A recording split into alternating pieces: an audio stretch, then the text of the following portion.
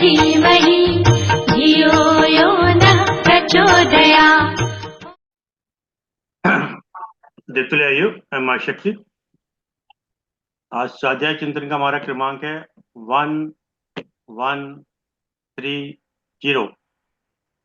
1130 दिन गुरुवार तारीख 23 जनवरी 2025। और आज हमारे बीच में आदरणीय गणेश पुरी साहब, जो senior advocate Jabalpur, past president of all India federation of tax practitioner, जो सब्जेक्ट को इंट्रोड्यूस करेंगे। वैभव गोयल जी स्पीकर हैं। मनोज शर्मा जी हमारे ऑल इंडिया फेडरेशन के सेक्रेटरी हैं। और नैब साहब हमारे retired additional commissioner income tax है। ये बड़ा हमारे लिए हर्ष का विषय है कि महीने में 1 या 2 हम लोग इनकम टैक्स पे रखते हैं। अब मैं ज़्यादा सुन लेते आदरणीय मनोज शर्मा जी से कहूँगा कि 2 शब्द हमारे आदरणीय गणेश कौल जी के विषय में कहें। आदरणीय मनोज। धन्यवाद सर। मैं Manoj Sharma, all India federation of tax practitioners north zone का महासचिव हूँ फिलहाल, लेकिन यहाँ आप सबका छोटे भाई की हैसियत से मुझे आज सौभाग्य मिला है कि मैं आदरणीय श्री गणेश पुरोहित जी का बारे में 2 शब्द, हालांकि वो तो किसी पहचान के मोहताज है नहीं, उन्हें तो सब जानते हैं, उनसे हमारी पहचान होती है। तो मैं बताना चाहूंगा कि श्री गणेश पुरोहित जी जबलपुर से हैं और सीनियर एडवोकेट हैं। टैक्सेशन के फील्ड में 1970 में ग्रेजुएट हैं, 1970 से, और तब से लगातार प्रैक्टिस कर रहे हैं। और हाई कोर्ट, अपीलेट और हाई कोर्ट और सुप्रीम कोर्ट तक के मैटर्स टैक्सेशन में देखते हैं। 2018 में आप ऑल इंडिया फेडरेशन के नेशनल प्रेसिडेंट रहे। इनके टाइम में एक बड़ी अच्छी सेमिनार हमने आगरा में आयोजन किया और बड़ा सहयोग आपका मिला। और इतने एनर्जेटिक हैं आप अभी भी, आपकी एज 78 ईयर्स की एज है, उसके बावजूद इनका एनर्जी लेवल अमिताभ बच्चन को भी फेल करते हैं आप, हाइट में भी और एनर्जी में भी। तो इनका प्लीजिंग पर्सनैलिटी पूरी है और ये बड़ा सौभाग्य की बात है कि आज ये आप हमारे साथ जुड़े हुए हैं और हमें मौका मिल रहा है कि हम इनके आशीर्वचनों से अपने को कृतार्थ करेंगे अभी जी। बहुत बहुत धन्यवाद आदरणीय मनोज शर्मा जी। अब आदरणीय गणेश पुरी साहब से निवेदन करते हैं कि आज के विषय आदरणीय गणेश पुरी।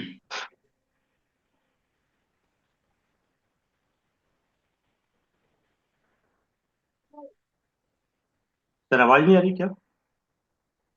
हेलो। हाँ जी सर, जी सर।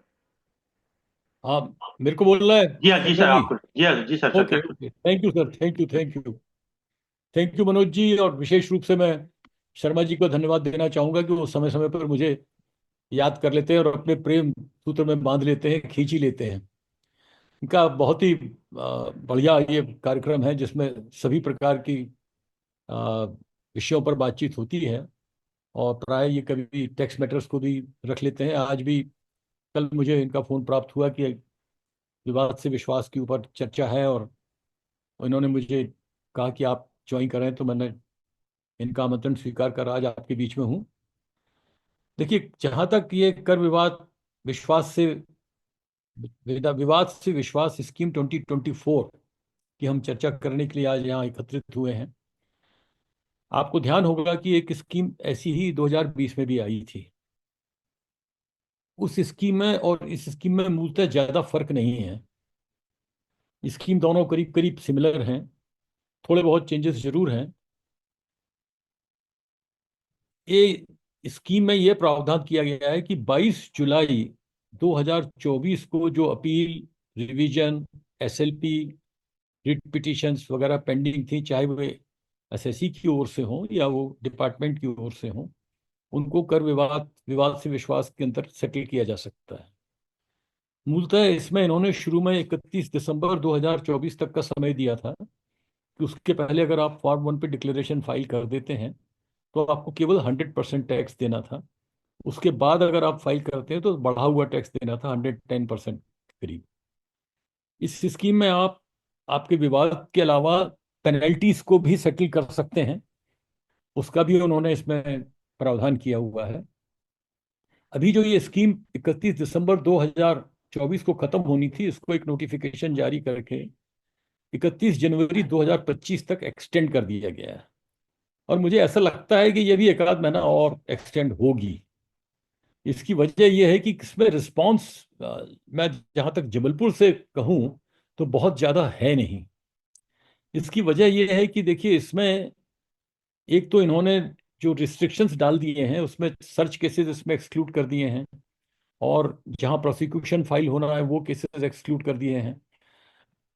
इनको एक और प्रावधान इसमें देना चाहिए। एक अच्छी बात जो इस स्कीम में मैंने देखी वो ये देखी कि अगर 22 जुलाई 2024 के पहले आपकी अपील की फाइनल हियरिंग हो गई है या ऑर्डर पास भी हो गया है, तो उसको भी, और अगर आपने फर्दर अपील फाइल की है तो उसको भी आप इस स्कीम में सेटल कर सकते हैं, जो पुरानी स्कीम में नहीं था।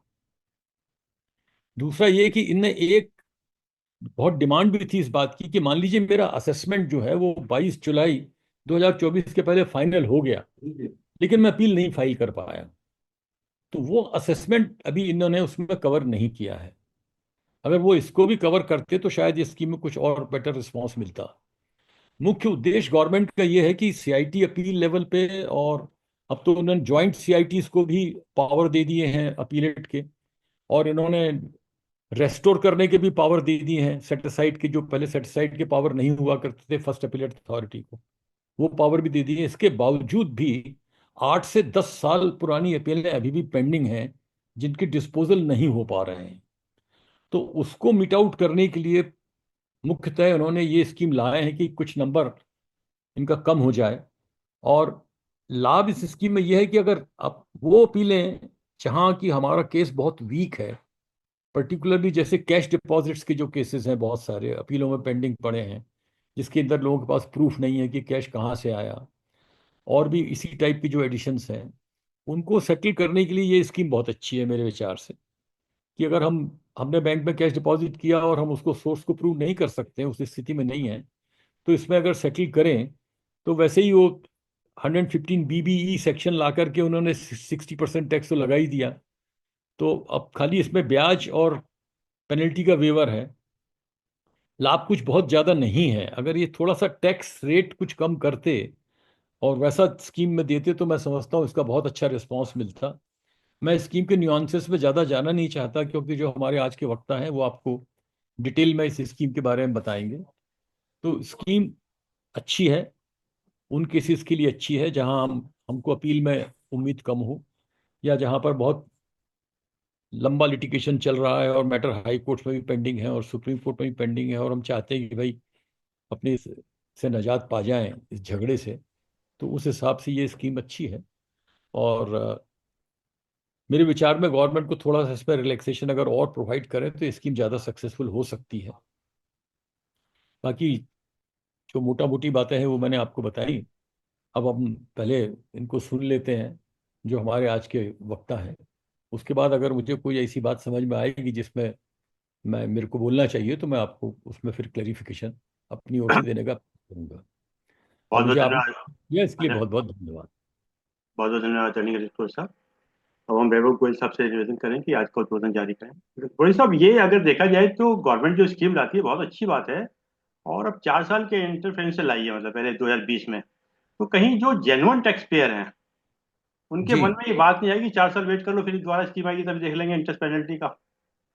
मतलब थोड़ा सा जेन्युइन जो सर, लोग हैं, मतलब। आपको देखिए, आपको ध्यान होगा कि पहले जो ये वॉलंटरी डिस्क्लोजर स्कीम्स लाते हैं, तो सुप्रीम कोर्ट में जब ये चैलेंज हुआ था, इसको चैलेंज किया गया था कि भाई इस तरह की स्कीम लाने से जेन्युइन टैक्स पेयर को मेंटली बहुत स्ट्रेस होता है। तो गवर्नमेंट ने सुप्रीम कोर्ट में यह प्रॉमिस किया कि अब हम वॉलंटरी डिस्क्लोजर स्कीम नहीं लाएंगे। तो सर, वॉलंटरी डिस्क्लोजर स्कीम तो नहीं आ रही है, लेकिन ये विवाद से विश्वास की स्कीम अच्छी स्कीम है। ठीक बात। इसमें टैक्स डिस्प्यूट्स को सेटल किया जा रहा है। हमको कोई अनडिस्क्लोज इनकम डिस्क्लोज करने का तो कोई मौका इसमें मिल, वैसी तो कोई बात है नहीं। Agree agree. और उसमें गवर्नमेंट का अपना इंटरेस्ट है, basically they want to reduce litigation. अब वो कहाँ तक ये स्कीम सफल हो पाती है इसको कहना जरा बड़ा मुश्किल है। वैसे वैसे जब ये नोटबंदी आई थी तो प्रधानमंत्री गरीब योजना लाए थे वो, उसमें भी जो डिस्क्लोजर स्कीम थी उसमें टैक्स का रेट तो उन्होंने कुछ घटाया नहीं था, टैक्स का रेट तो उन्होंने पूरा ही लिया था। तो इसलिए एक तरह से वो भी वॉलंटरी डिस्क्लोजर स्कीम थी इन ए वे, मगर पूरी तरह से वॉलंटरी डिस्क्लोजर स्कीम नहीं थी वो।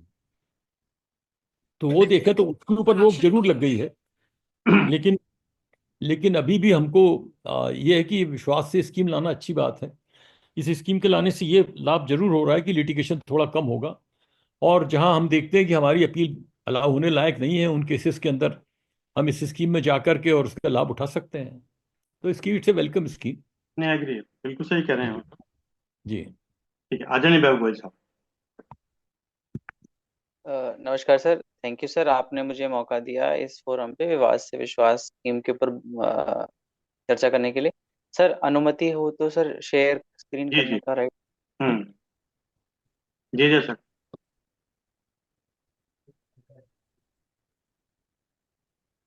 ठीक है, भेज दे बेटा।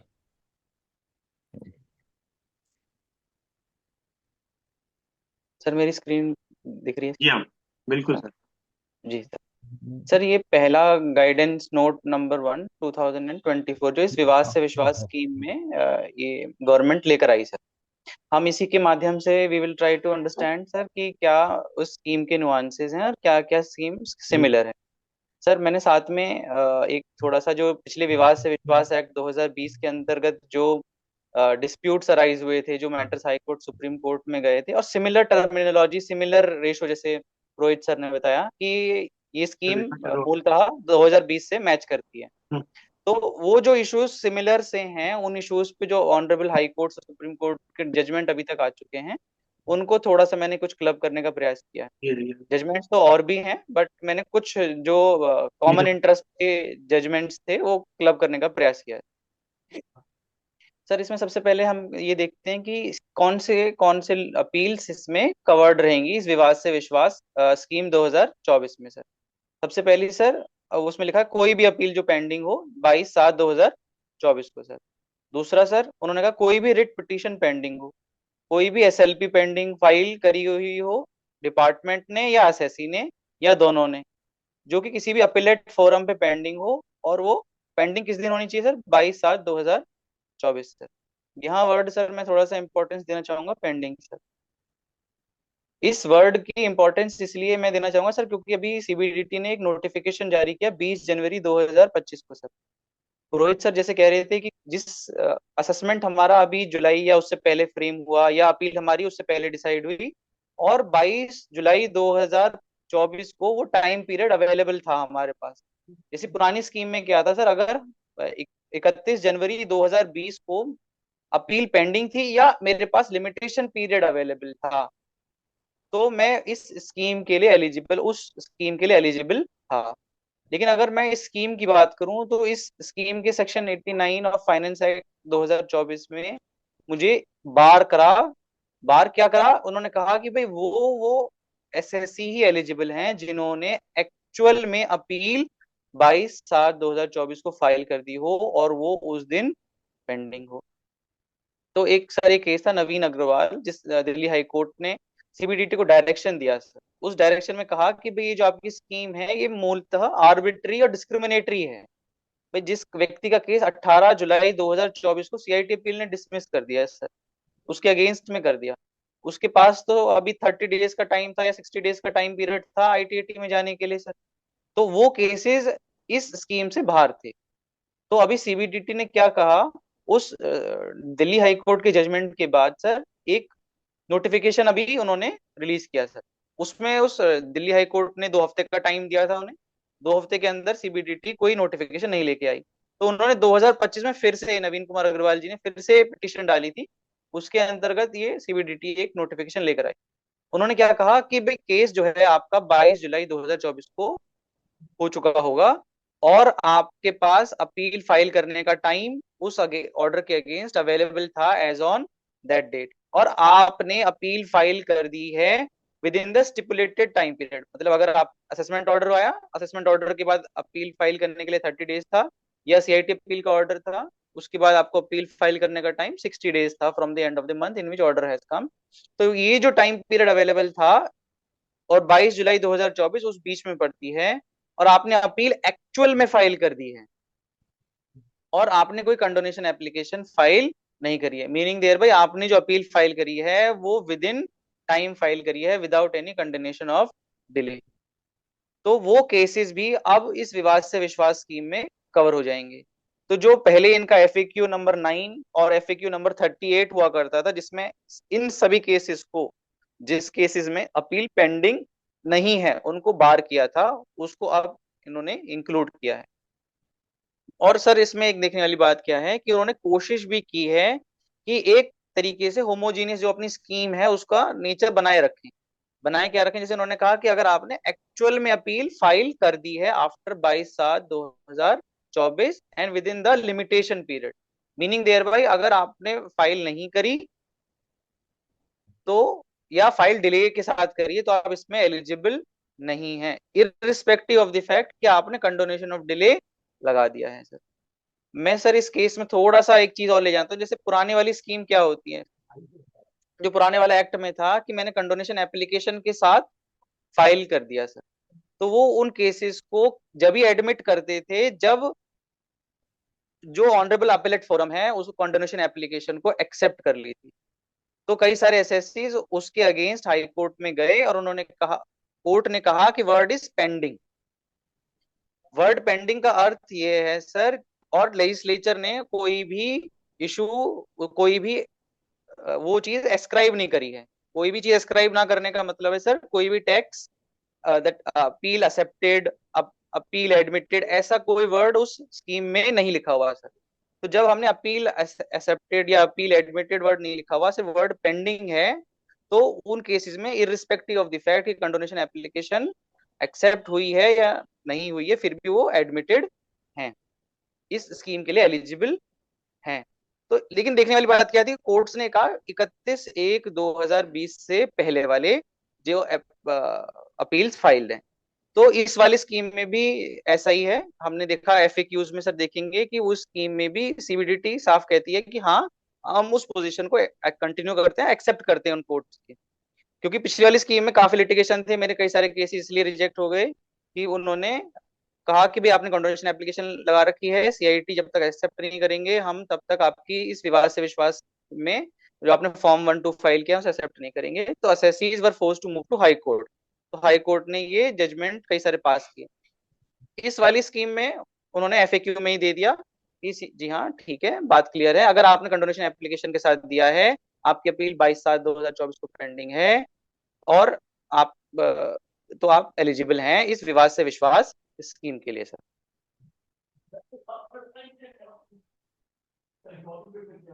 सर दूसरा जो इसमें महत्वपूर्ण वर्ड को मैं पेंडिंग की बात कर रहा था, तो अब जब हम पेंडिंग की बात कर रहे हैं तो इन्होंने अब जो नोटिफिकेशन निकाला है 20/1/2025 को, उन्होंने सिर्फ अपील्स के लिए निकाला है सर। तो अभी उससे पहले सर थोड़ा सा और चीज देखते हैं जिसको थोड़ा सा समझने में आसानी हो।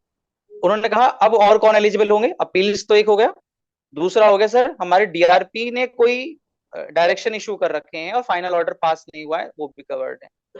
ड्राफ्ट असेसमेंट ऑर्डर पास है और आपने डीआरपी के पास जाने का, आपने डीआरपी के लिए ऑब्जेक्ट वहां गए हुए हैं आप डीआरपी में, तो भी आप एलिजिबल हैं प्रोवाइडेड डायरेक्शंस डीआरपी ने इशू ना कर रखे। इसके लिए भी सीबीडीटी ने इंस्ट्रक्शंस जारी किए, अगर डायरेक्शंस इशू हो गए हैं और फाइनल ऑर्डर पास नहीं हुआ है तो भी आप एलिजिबल हैं इस स्कीम के लिए। और अगर आप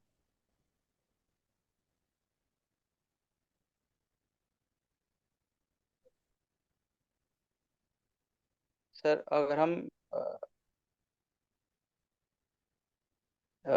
दूसरा हम इशू पे आते हैं सर, इसमें जो है कि जो चौथा पॉइंट है, a person who has filed an application for revision under section 264।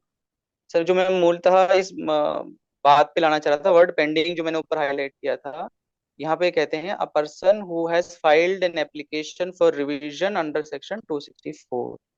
Sir तो इसका क्या मतलब है, 22/7/2024 को हमारी जो रिवीजन एप्लीकेशन है वो पेंडिंग होनी चाहिए बिफोर पीसीआईटी या पीसीसीआईटी ऐसा केस में भी ऑन 22/7/2024। ये जो टर्मिनोलॉजी है ये सिमिलर है, जो विवाद से विश्वास एक्ट 2020 था उसमें भी सिमिलर टर्मिनोलॉजी यूज की सर।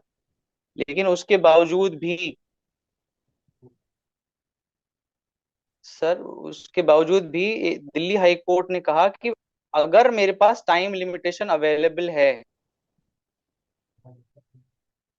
अगर मेरे पास टाइम लिमिटेशन अवेलेबल है फॉर फाइलिंग 264 तो भी मैं उसके लिए एलिजिबल हूँ। सर मैं यहाँ बात कर रहा हूँ जो विवाद से विश्वास एक्ट 2020 की सर, उसके पैरा 11 दिल्ली हाई कोर्ट का ये जजमेंट है, रिट पिटिशन सिविल 5831/2021 उसके पैरा नंबर 11 में उन्होंने कहा कि भाई अगर आप अपील पेंडिंग वालों को वहां ले रहे हैं लेकिन 264 वालों को नहीं ले रहे हैं तो ये आर्बिट्री एक्सक्लूजन है आर्टिकल 14 का सर। तो मैं यहाँ कहना चाह रहा हूँ, तो अभी जो सीबीडीटी ने नोटिफिकेशन जारी किया है 20/1/2025 को सर, उसमें उन्होंने सिर्फ अपील्स के बारे में जिक्र किया है। उन्होंने 264 का टाइम पीरियड अगर अवेलेबल है उनको इसमें कवर नहीं किया है। तो अभी हमारे पास फिर से एक मुद्दा उठ सकता है कि भाई मेरा असेसमेंट ऑर्डर तो मार्च 2024 में हुआ था, मैं अपील में नहीं जाना चाहता था, मैं सीधा 264 में रिव्यू के लिए जाना चाहता था। What was the time period available to me? 1 year from the end of the financial year in which that order has been passed. तो कायदे में 22/7/2024 को मेरे पास लिमिटेशन वो अवेलेबल थी। जब वो लिमिटेशन अवेलेबल थी तो मेरे को जब अपील वाले केसेस में जहां लिमिटेशन अवेलेबल थी आप एक बेनिफिट एक्सटेंड कर रहे हैं और मेरे वाले केस में आप वो बेनिफिट एक्सटेंड नहीं कर रहे, तो आई फील कि सर फिर से कोई ना कोई तो अग्रीव्ड होगा और ऑनरेबल हाई कोर्ट्स को अप्रोच करेगा और इस अनोमली को फिर से हाईलाइट करेगा। मे बी डिपार्टमेंट के पास भी कोई रीजन हो इसको एक्सक्लूड करने का, बट मैं फील करता हूँ कि इस पैरा 11 में जो उन्होंने आर्टिकल 14 का जिक्र किया है, जहाँ की टर्मिनोलॉजी 264 के लिए सिमिलर थी, जैसी अभी वाली स्कीम में है वैसी ही 2020 वाली स्कीम में थी, तब भी उन्होंने कहा कि नहीं जी अगर टाइम लिमिटेशन अवेलेबल है तब इवन विद रिस्पेक्ट टू 264 तो भी वो पेंडिंग अपील्स की श्रेणी में कवर होगी। तो सर हमने देखा कि ये चार चीजें बेसिकली कवर रहती हैं। अब यहाँ सर थोड़ा सा मैं और भी थोड़ा सा मैं जो मैंने केसेस का थोड़ा सा विश्लेषण किया उसमें मैं देखना पहले सर इस स्कीम में क्या था सर, FAQ 36 ये कहता था कि अगर आपकी अपील जो है आपने फॉर्म 1 फाइल करने से पहले डिसमिस हो गई सर, आपका केस में हो गया 22/7/2024 को आपकी अपील पेंडिंग थी बट आपने फॉर्म 1 फाइल करने से पहले आपकी अपील डिसमिस हो गई, आपकी अपील अब किसी अपीलेट फोरम पे पेंडिंग नहीं है, तो वो केसेस स्कीम से बाहर रखे गए। फिर उन्होंने अमेंडमेंट गाइडेंस नोट नंबर 2 में कहा नहीं नहीं हम उन केसेस को भी कवर कर लेंगे ऑन द बेसिस जो सिचुएशन आपकी 22/7/2024 को थी। तो this was a welcome move from CBDT कि उन्होंने गाइडेंस नोट नंबर 1 और गाइडेंस नोट नंबर 2 में जो अपना स्टैंड चेंज किया, that is a very welcome move. Condonation of application की बात हमने सर वो बात अभी कर ली। सर इस केस में सर एक चीज और मैंने नोटिस करी सर, जैसे रिव्यू पिटीशन हम फाइल कर रहे हैं सर, जैसे हमने इसमें देखा रिट पिटीशन की बात कही है और SLP की बात कही है, उन्होंने रिव्यू पिटीशन की बात नहीं कही है। तो ऑनरेबल दिल्ली हाई कोर्ट ने सर इस NRA iron and steel private limited के केस में रिसेंटली ये हेल्ड किया कि sir review petition is also in the nature of an appeal and would therefore be covered under विवाद से विश्वास एक्ट 2020। तो सर मेरा मानना ये है कि सर जैसा उन्होंने वहां के लिए कहा है सिमिलरली हमारे लिए भी इस स्कीम के लिए भी एलिजिबल होना चाहिए। तो अगर हमारे कई केसेस में रिव्यू पिटीशन पेंडिंग है और तो भी हम इसके लिए एलिजिबल हैं सर। दूसरी बात क्या है सर, जैसे हमने देखा कि असेसमेंट चल रहा था सर, एक एग्जांपल के रूप में जो सर मैं डिस्कस करना चाह रहा हूँ, हमारा केस असेसमेंट में चल रहा था, मैंने रिटर्न फाइल कर रखी थी, असेसमेंट के दौरान मैंने रिवाइज रिटर्न फाइल कर दिया। मैंने मेरे पास रिवाइज रिटर्न का टाइम पीरियड अवेलेबल था, मैंने रिवाइज रिटर्न फाइल करके मैट उसमें एडमिट कर लिया। असेसिंग ऑफिसर ने मेरी रिवाइज रिटर्न को कंसिडर किया और मेरा टैक्स लायबिलिटी डिटरमाइन कर दी सर। टैक्स लायबिलिटी उसमें मैट की टैक्स लायबिलिटी डिटरमाइन हो गई, मैंने चालान उस समय जो था वो पे नहीं किया हुआ था, तो उन्होंने टैक्स लायबिलिटी डिटरमाइन कर दी और मैंने उस ऑर्डर के अगेंस्ट CIT अपील पे मैंने अपील फाइल कर दिया। तो यहाँ पे ये मुद्दा उठा सर विवाद से विश्वास एक्ट 2020 में, क्या सर ये जो अपील हमने एडमिटेड लायबिलिटी के अगेंस्ट ही CIT अपील में फाइल करी है, whether this appeal would be eligible for विवाद से विश्वास स्कीम और नॉट। भाई मेरी रिटर्न इनकम को ही तो मैं अब चैलेंज करने जा रहा हूँ CIT अपील पे। तो दिल्ली हाई कोर्ट ने कहा कि ये कॉन्टेंशियस इशू है कि whether it is a valid appeal और नॉट। भाई मेरी रिटर्न इनकम को ही आप मैं अपने चैलेंज कर रहा हूँ CIT अपील में, तो ये वैलिड है या नहीं ये कंटेंशियस इशू है, बट हम यहाँ डिसाइड कर रहे हैं विवाद से विश्वास एक्ट 2020 के नॉमेनक्लेचर में, विवाद से विश्वास 2020 के नॉमेनक्लेचर के हिसाब से उन्होंने कहा कि ये अपील एसएससी जो है अपेलेंट की कैटेगरी में फॉल करता है। जब एसएससी अपेलेंट की कैटेगरी में फॉल करता है तो he is eligible for this Vivad se Vishwas scheme. तो इस दिल्ली हाई कोर्ट के जजमेंट प्रयास Buildwell private limited versus PCIT में Delhi honourable Delhi high court ने ये हेल्ड किया, he is eligible for this scheme. दूसरा सर, हमने यहाँ देखा कि सर कई बार क्या होता है, जैसे रिट पिटिशन की बात हुई सर, रिट पिटिशन में हम किसके अगेंस्ट जाते हैं? जनरली हम नोटिस के अगेंस्ट जाते हैं। रिट पिटिशन में हम ऑर्डर के अगेंस्ट भी जा सकते हैं अगर हम एलेज करते हैं कि प्रिंसिपल ऑफ नेचुरल जस्टिस का वायलेशन है या ब्लेटेंट एक्सरसाइज ऑफ जुरिसडिक्शन है, कि भाई उन्होंने जो जुरिसडिक्शन एक्सरसाइज किया है वो बियॉन्ड जुरिसडिक्शन है, मतलब एक्शन जो है बियॉन्ड जुरिसडिक्शन। तो ऐसे सर्कमस्टांसिस में हम रिट पिटिशन में भी चले जाते हैं। रिट पिटिशन में क्या होता है, जनरली वो हमारे असेसमेंट ऑर्डर के ऑपरेशन को स्टे कर देते हैं या नोटिस के ऑपरेशन को स्टे कर देते हैं। सर अभी जैसे आशीष अग्रवाल का केस चल रहा था जिसमें 148 के कई सारे नोटिस इशू हुए, फिर लोग उसके अगेंस्ट हाई कोर्ट में गए, तो हाई कोर्ट ने क्या कहा कि भाई during the pendency of this writ petition हम आपका ये जो केस है स्टे कर देते हैं, आपका जो ऑर्डर है इफेक्ट में नहीं आएगा। लेकिन असेसिंग अथॉरिटी को उन्होंने लिबर्टी दे दी कि आप अपना असेसमेंट कंप्लीट कर लीजिए और वो जो ऑर्डर आएगा वो ऑर्डर इफेक्ट में नहीं लिया जाएगा।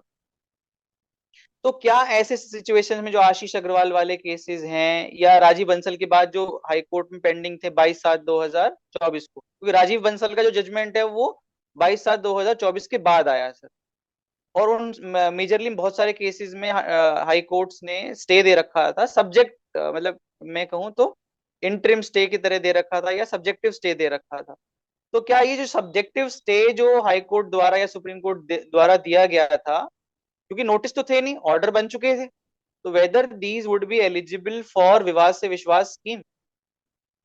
तो सर अगर हम यहाँ देखें तो विवाद से विश्वास स्कीम कैटेगरिकली ये जो एफएक्यूज इशू हुए हैं ये कहते हैं कि आप विवाद से विश्वास के लिए एलिजिबल नहीं है। Recently sir Delhi high court में इसको चैलेंज किया गया है, इस प्रावधान को, और दिल्ली हाई कोर्ट ने ये कहा है, इंटरिम बात कहा है कि जब तक हम इस मैटर को सुनते हैं अपेलेंट को फॉर्म 1 भरने की अनुमति दी जाए और फॉर्म 2 और फॉर्म 3 नेसेसरी इशू किए जाएं। तो उस दौरान उन्होंने क्या कहा है दिल्ली हाई कोर्ट ने, उन्होंने कहा है कि it is not a case कि भाई ये नोटिस है, वहां एक असेसमेंट ऑर्डर पास हो चुका है, एक डिमांड आ चुकी है, एक डिमांड डिटरमाइन हो चुकी है। However it has not crystallized, it was not crystallized as on 22/7/2024 due to operation of stay. उन केसेस को भी विवाद से विश्वास स्कीम से एक्सक्लूड नहीं करना चाहिए। तो अभी इंटरिम मेजर में दिल्ली हाई कोर्ट ने ऐसा व्यू लिया है कि they should be covered under विवाद से विश्वास स्कीम, लेकिन फाइनल डिसीजन अभी उसमें नहीं आया है। लेकिन अपेलेंट्स को उन्होंने मौका दिया है कि भाई आप फॉर्म 1, फॉर्म 2, फॉर्म 3 जैसे भी स्कीम में हम अभी देखेंगे, फॉर्म 1 होता है सर जो हमें अपनी इंटेंशन जाहिर करनी है, फॉर्म 2 डिपार्टमेंट की तरफ से डेजिग्नेटेड अथॉरिटी इशू करेगी, हाँ उन्होंने हमारे केस को विवाद से विश्वास स्कीम के लिए एलिजिबल पाया और जो डिस्क्लोजर हमने इस स्कीम में किया है कि हाँ इतना टैक्स बनता है, वो टैक्स उन्होंने एक्सेप्ट कर लिया है। और हम उसके बाद फॉर्म 3 में उस चालान को भरते हैं, चालान के बाद वो फॉर्म 4 में फाइनल सेटलमेंट देते हैं। जबकि 2020 में फॉर्म 1 एंड 2 हम भरते थे, फॉर्म 3 डिपार्टमेंट की तरफ से आता था, फॉर्म 4 में हम चालान वगैरह भर के डिटेल विड्रॉल एप्लीकेशन वगैरह देते थे और फॉर्म 5 में फाइनल डेजिग्नेटेड अथॉरिटी इशू करती थी। तो यहाँ जो फॉर्म 1 एंड 2 को क्लब करके फॉर्म 1 बना दिया है और बाकी नंबर्स को उसी तरीके से रीऑर्डर कर दिया गया है। अभी सर मैं एक दूसरा जजमेंट, जैसे पुरानी वाली स्कीम में क्या था कि एमएस के लिए भी लिखा हुआ था कि भाई मिसलेनियस एप्लीकेशन जो हम ट्राइब्यूनल में फाइल करते हैं कि भाई हमारा एक केस सुनवाई हुई, केस नॉन प्रोसिक्यूशन की वजह से या किसी भी कारण की वजह से सुनवाई नहीं हुई और एक्स पार्टी हो गया, या कोई उसमें पेटेंट एरर्स थे, उसके लिए हम मिसलेनियस एप्लीकेशन फाइल करते हैं। तो पुरानी वाली स्कीम में ऐसा था कि सर वो मिसलेनियस एप्लीकेशंस को कवर नहीं करते थे प्रोवाइडेड वो नॉन प्रोसिक्यूशन के लिए हो। तो ऑनरेबल गुजरात हाई कोर्ट ने ये कहा कि वो केसेस भी मिसलेनियस एप्लीकेशन के कवर होंगे। बात सही है सर। अब सर हम इसको देखते हैं सर, जो उन्होंने 20/1/2025 को जो अभी नोटिफिकेशन निकाला सर उन्होंने, सर मिसलेनियस एप्लीकेशन में सर जैसे उन्होंने क्या इफेक्ट होता है सर, मिसलेनियस एप्लीकेशन में हमारी एप्लीकेशन रिस्टोर हो जाती है, हमारी जो अपील है वो रिस्टोर हो जाती है सर। रिस्टोर किस डेट से मानी जाएगी सर? जिस दिन हमारी एमए एक्सेप्ट हुई या जिस दिन हमने वो अपील फाइल करी उस दिन मानी जाएगी सर। तो सर मेरा मानना है सर, इस गुजरात हाई कोर्ट ने कहा कि ये मानी जाएगी जिस दिन हमने वो एक्चुअल में रिकॉल, और जो रिकॉल ऑर्डर पास हुआ उस दिन नहीं मानी जाएगी सर। जिस दिन ऑर्डर रिकॉल्ड हुआ, मतलब जिस दिन वो एक्चुअल ऑर्डर जो रिकॉल हुआ उस दिन हमारी अपील पेंडिंग मानी जाएगी, और उसी हिसाब से हमें ये डिसाइड करना होगा कि ये स्कीम में एलिजिबल है या नहीं है। एग्जाम्पल के रूप में हम लेते हैं सर, जो ऑर्डर रिकॉल हुआ वो था सर 26 मार्च 2019 का सर। एमए कब मेरी एक्सेप्ट हुई सर? 3 सितंबर 2020 को सर। तो गुजरात हाई कोर्ट ने ये कहा कि जो ऑर्डर रिकॉल हुआ वो 26 मार्च 2019 का है, तो जो आपकी अपील पेंडिंग मानी जाएगी 26 मार्च 2019 को सर। तो इसका क्या मतलब है सर? 31 जनवरी 2020 का वो टाइम फ्रेम बीच में आ रहा था तो एलिजिबल हो गया था। तो ये डॉक्ट्रिन ऑफ रिलेशन बैक, जो इस जो हल्का सा हम कह सकते हैं डॉक्ट्रिन ऑफ रिलेशन बैक जैसा ही लग रहा है ये सिचुएशन, वो जो सिचुएशन है अगर आज की डेट में होती है कि भाई मेरी जो अपील थी वो 22 जुलाई 2024 से पहले डिसमिस हो गई सर, लेकिन बाद में मैंने एमए फाइल किया, मैंने रीजनेबल ग्राउंड दिया और वो रिस्टोर हो गई, तो क्या अब ये जो मेरी जो अपील रिस्टोर हो गई है वो 22 जुलाई 2024 के बाद मानी जाएगी या 22 जुलाई 2024 से पहले मानी जाएगी? तो अगर इस जजमेंट का अगर हम देखें तो ये 22 जुलाई 2024 से पहले ही मानी जानी चाहिए, मीनिंग कि हमारे को इस स्कीम के लिए एलिजिबिलिटी माननी चाहिए सर। सर फिर हम ये देखते हैं कि सर कई बार सीआईटी अपील जो है नॉन हमने डिले से फाइल किया सर, तो जनरली लिमिटेशन पीरियड कैलकुलेट करने के लिए वो 268 का जो सेक्शन का टाइम पीरियड है कि भाई मुझे असेसमेंट ऑर्डर ही सर्व नहीं हुआ, वो टाइम पीरियड एक्सक्लूड कर देना चाहिए। वो एक्सक्लूड नहीं करते हैं और वो हमको कहते हैं कि आपकी जो अपील है वो barred by limitation. Okay sir, तो हमारी अपील बार्ड बाय लिमिटेशन थी, उसके अगेंस्ट जो उन्होंने हमने रीजंस दिए थे उन्होंने उसको एक्सेप्ट नहीं किया और हमने अपील फाइल कर दी ट्राइब्यूनल। 22/7/2024 को ये अपील पेंडिंग थी सर। कौन सी अपील सर? ये ट्राइब्यूनल में किस ऑर्डर के अगेंस्ट? सीआईटी अपील के rejection of my appeal on the ground of limitation. Quantum पे नहीं गया हूं सर मैं कोई सब्सटेंटिव, वो तो हम एडिशनल ग्राउंड लेते ही हैं, बट जो मेरा मेन जो ग्रीवेंस थी कि भाई सीआईटी अपील ने मेरी अपील को एडमिट नहीं किया है on the ground of limitation. तो डिपार्टमेंट का पुरानी स्कीम में कहना था कि सर ऐसी जो एप्लीकेशंस हैं ट्राइब्यूनल की या अपील की, जो हमारी एप्लीकेशंस हैं या अपील्स हैं उनको हम कंसिडर नहीं करेंगे। तो दिल्ली हाई कोर्ट ने कहा इस जजमेंट में सर कि नहीं, वो भी आपको कंसिडर करनी पड़ेगी, वो भी अपील की कैटेगरी में फॉल करते हैं। अब सर हम थोड़ा सा और केसेस को देखते हैं जहां पे नॉन एलिजिबिलिटी है। अभी तो हम एलिजिबिलिटी की बात कर रहे थे, तो हमारे पास मूलतः 4 पैरामीटर्स हैं। अगर हम नॉन एलिजिबिलिटी की बात करें तो वो कहते हैं कि सर जैसे सर ने बताया था कि सर्च वाले सेक्शंस हमने इसमें बाहर कर दिए। सर्च वाले कैसे sir? Relating to assessment years in respect of which assessment has been made under section 143(3), 144, 147, 153A, 153C on the basis of search initiated under section 132, 132A of the act sir। तो sir इसका क्या मतलब हुआ sir? 143(3) तो उस case में होगा जिस केस में सर्च हुई है सर, या 144 भी जनरली उसी केस में होगा जिस व्यक्ति का सर्च्ड पर्सन है सर। 147 भी दो तरीके से हो सकते हैं सर, 153A भी सर्च पर्सन के लिए होता है। यहाँ बात हुई 147 और 153C। 153C और 153A हम उन सर्चेस की बात कर रहे हैं सर जो 1 अप्रैल 2021 से पहले हुई हैं सर, और हम 147 की या 143(3) की बात वहां कर रहे हैं जहां सर्चेस 1 अप्रैल 2021 के बाद हुई हैं सर। अब 147 में दो तरीके से उन्होंने हमारे थर्ड पर्सन के केसेस खोले हैं सर। जब पुराने वाले जो 1 अप्रैल 2021 से पहले की सर्चेस होती थी उसमें जनरली एक ही तरीके से केस खोलते थे, वो सेटिस्फेक्शन नोट रिकॉर्ड करना है एओ ऑफ द सर्च पर्सन ने, वो satisfaction note AO of the assessee जो थर्ड पर्सन का असेसी है थर्ड पर्सन का जो असेसिंग ऑफिसर है उसको प्रोवाइड करना है, उसने भी अपना सेटिस्फेक्शन रिकॉर्ड करना है, और 153C कैपिटल सी में उन्हें नोटिस इशू करके हम असेसमेंट शुरू कर सकते थे। लेकिन अब 1 अप्रैल 2021 के बाद जो अमेंडमेंट के बाद सिचुएशन ऐसी हुई कि 147 में ही सर्च पर्सन का असेसमेंट हो रहा है, 147 में ही थर्ड पर्सन का असेसमेंट हो रहा है। उसमें कहा उन्होंने 147 के एक्सप्लेनेशन टू क्लॉज 4 में कि भाई अगर आपके पास मटेरियल अवेलेबल है थर्ड पर्सन से संबंधित, और पीसीआईटी कहते हैं कि हाँ ये मटेरियल रिलेट्स करता है असेसिंग थर्ड पर्सन से, तो आप डायरेक्ट 148 दे सकते हैं without following the procedure under section 148 capital A. दो एक ये अलग बात है सर, जो 148 कैपिटल ए का प्रोसीजर है थर्ड पर्सन के केस में उन्होंने फॉलो नहीं किया, ये ऑनरेबल दिल्ली हाई कोर्ट या वेरियस हाई कोर्ट्स के सामने चैलेंज्ड है। दिल्ली हाई कोर्ट की साइटेशन है दीक्षा होल्डिंग, जिसमें उन्होंने कहा, मतलब एक एसएससी का कंटेंशन ये है कि एक्सप्लेनेशन टू क्लॉज 4 में जो हम डायरेक्ट 148 ले रहे हैं आप विदाउट फॉलोइंग 148 कैपिटल ए, ये आर्बिट्री है, डिस्क्रिमिनेटरी है, और 148 कैपिटल ए का प्रोसीजर फॉलो होना चाहिए, वो बहुत इंपॉर्टेंट है। उसके कई कारण उन्होंने मतलब चिन्हित किए, वो अभी हम डिस्कस नहीं करेंगे सर। अभी मेरा मूलतः इस बात को दर्शाने का ये था कि अब 147 में वो केसेस जो डायरेक्टली एक्सप्लेनेशन टू क्लॉज 4 के अंतर्गत खोले गए हैं वो बार्ड होंगे सर।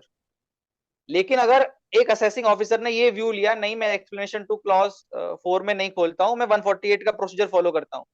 मेरे एक ही केस में कई बार ऐसा हुआ सर कि सिमिलर मैटर के एक सर्च में दो असेसीज थर्ड पर्सन के केसेस डिफरेंट तरीके से खोले गए सर। एक एक्सप्लेनेशन टू क्लॉज 4 में खोला गया और एक 148 कैपिटल ए के प्रोसीजर के अंतर्गत खोला गया।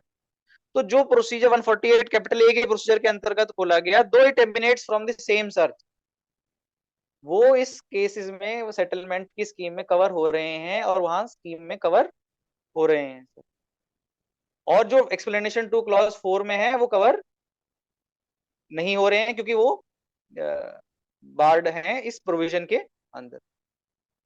दूसरा सर इन्होंने बार बताया कि भाई अगर आपका इस असेसमेंट ईयर से कोई केस आपने प्रोसिक्यूशन हुआ है सर, वर्ड सर मैं यहाँ इस्तेमाल करना चाहूंगा, this scheme shall not inter Alia apply in respect of tax arrears in respect of tax arrears relating to an assessment year in respect of which prosecution has been instituted on or before the date of filing of declaration।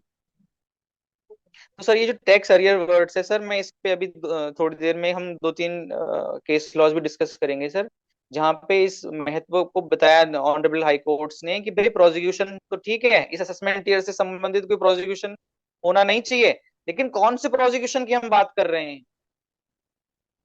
भाई एक assessment year के लिए different matter, उसने return file नहीं करी, उसने tax evade करने की बात करी, उसने एडमिटेड टैक्स को इवेड करने की बात करी, उसने कोई और मैटर को इवेड करने की बात करी, हम यहाँ कौन से टैक्स अरियर्स की बात कर रहे हैं, उस टैक्स अरियर्स का क्या महत्व है सर, वो अभी हम देखेंगे।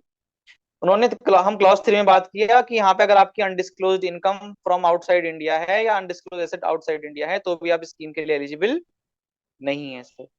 उन्होंने कहा कि अगर आपका असेसमेंट रीअसेसमेंट की इंफॉर्मेशन सेक्शन 90 या 90A बाहर से, मतलब जो हमारे फॉरेन DTAA में जो एक्सचेंज इंफॉर्मेशन जो होती है, टैक्स पेयर्स इंफॉर्मेशन जो एक्सचेंज होती है वहां से, उसके अंतर्गत जो हमारा CBDT का FT&TR डिवीजन है, foreign tax and tax research division जो है, वहां से कोई इंफॉर्मेशन एमिनेट करती है और वो TIEA मतलब जो DTAA में जो प्रोविजन होता है tax payer information exchange agreement के थ्रू अगर आई है, तो वो इंफॉर्मेशन